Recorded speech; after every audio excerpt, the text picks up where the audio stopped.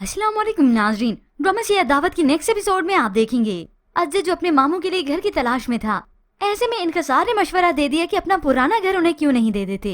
ये सुनकर अज्जद को तो अच्छा लगा और उसकी वालदा भी मान जाती हैं, मगर इस बेबी के तो पसीने ही छूट गए कि ये ना मेरी हकीकत इनके सामने आ जाए।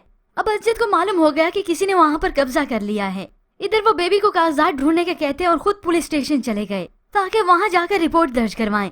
अब जब पुलिस वालों के सामने ये मामला आता है तो वो उसी के मालिक को बुला लेते हैं, यानी जिसने कब्जा किया था, और वो मालिक पहुंच जाता है पूरे सबूत समेत। घर के कागजात लेकर पुलिस स्टेशन आता है और वही कागजात वो अज्जद को भी दिखाता है। अज्जद ने वो कागजात देखे तो उसकी आंखें फटी की फटी रह जाती हैं और तब इस अज्जद को मालूम हो गया कि ये सच में उस घर का मालिक ही है और कागजात में साफ साफ लिखा था कि बेचने वाला कोई और नहीं, यही बेबी थी।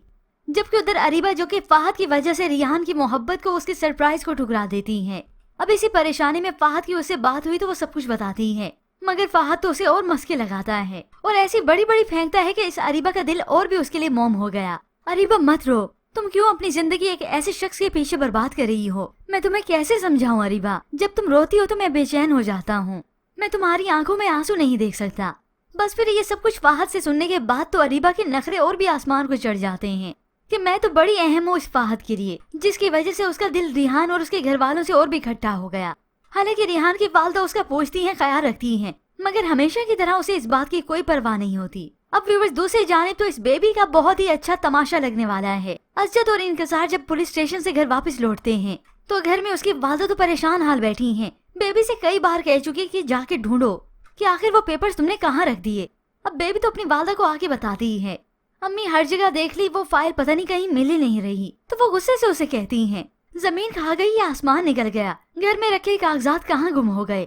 अब अज्जद जो कि ये बात सुनता हुआ आया है अपनी वालदा को कह देता है, अम्मी वो कागजात आपको किसी लॉकर में क्या बल्कि कहीं नहीं मिलेंगे। ये सुनकर तो वो और ज्यादा परेशान हो गई कि अज्जद ऐसा क्यों कह रहा है, मगर अभी अज्जद की तफसील बताना बाकी है।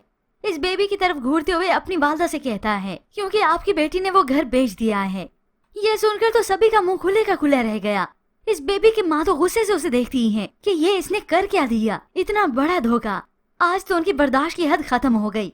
इस बेबी के करीब आकर उसे जोरदार तमाचा दे मारती हैं। मैं सोच भी नहीं सकती थी तुम इतनी बेहिस हो जाओगी। तो ऐसे में इनकसार इस बेबी से कह देता है, लालच और हवस इंसान को कहीं का नहीं छोड़ती, बर्बाद कर देती है। अब इस बेबी की हरकतें सामने आने के बाद कोई भी इसे बात नहीं करता। बेबी की वालदा तो खाना भी नहीं खाती। मारी उनके लिए खाना लेकर जाती है, मगर वो नहीं खाती, वापस लौटा देती हैं और बैठी रो रही अपनी बेटी की करतूतों पर। मगर बेबी उसे तो जैसे कोई परवाह ही नहीं, बड़ी दन दनाते हुए माँ के कमरे में आ गई। मगर माँ उसे अब कोई बात नहीं करना चाहती। यूं मारे यहाँ से चली गई अज्जद के पास, जाकर उसे चाय देती है, मगर देखा कि अज्जद तो बैठा काफी परेशान है बल्कि रो रहा है। तो मारी फौरन से उसके पास बैठ जाती है, अज्जद क्या हो गया आपको?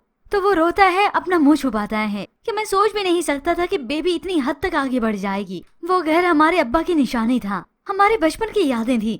उसने जरा ही ख्याल ना किया ये सब कुछ करते हुए, और साथ ही साथ अज्जद का एतबार टूटा है, उस पर से भरोसा टूट गया।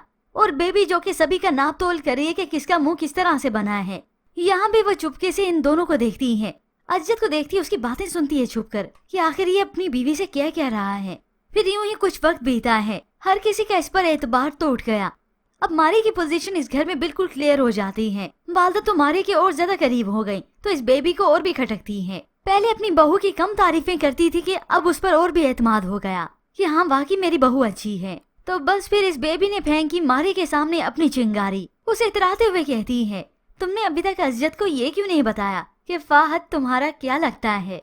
ये सुनकर तो मारी परेशान हो गई और ये बेबी उसे बातें सुनाते हुए यहाँ से चली जाती है। अब तो मारी को परेशानी होने लगी कि बेबी इसे कोई लालच तो रहा नहीं कि मैं इसे पैसे लेकर दूं, लेकिन अब इसने सब कुछ बता दिया तो क्या होगा, क्योंकि अब ये बेबी इसकी खुलेआम दुश्मन बन चुकी है। चाहती है कि जिस तरह से मैं सबके सामने जलील हुई हूँ, इसे जलील करके इस घर से निकालूं। फिर यूं ही कुछ वक्त बीतने के बाद बेबी जब एक रेस्टोरेंट में अपने बच्चों को लेकर जाती है, बड़े मजे से ऑर्डर करने लगी तो इत्तेफाकन सामने बैठे अपने शोहर इनकसार पर नजर पड़ती है, जो नताशा के साथ बैठा था। दोनों आपस में मुस्कुरा भी रहे थे और बातें भी कर रहे थे। तो ये बेबी फौरन से बच्चों का हाथ पकड़ती और वहाँ उसकी टेबल पर आ गई। तो बस फिर ये इनकसार तो आज गया। ये बेबी ना सिर्फ इनकसार को बल्कि इस नताशा को भी खरी खरी सुनाती है। इन दोनों को इनके क्लाइंट के सामने इतना बेइज्जत करती है کہ وہ دونوں شرم سے پانی پانی ہو گئے۔ انکسار روکتا رہا اسے کہ وہ بدگمان نہ ہو، آفس کے کام کے سلسلے میں یہاں پر ہے، مگر یہ بیبی تو کچھ بھی نہیں سنتی۔ اب ایسے میں اپنی زندگی تو برباد کر ہی رہی ہے، مگر اب یہ ماری کو بھی خوش نہیں بسنے دے گی۔ بالآخر ازیت کو حقیقت بتا ہی دے گی۔